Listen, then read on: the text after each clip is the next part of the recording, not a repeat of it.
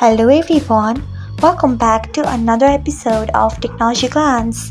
Today in this video, I'm going to guide you through how you can enable messages notification on Tumblr. So let's get started. Firstly, open Tumblr app in your device. Then tap on your profile icon if you haven't. Next tap on settings.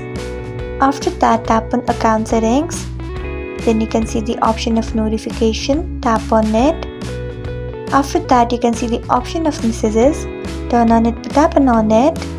So this is how you can enable messages notification on Tumblr. Thanks for watching.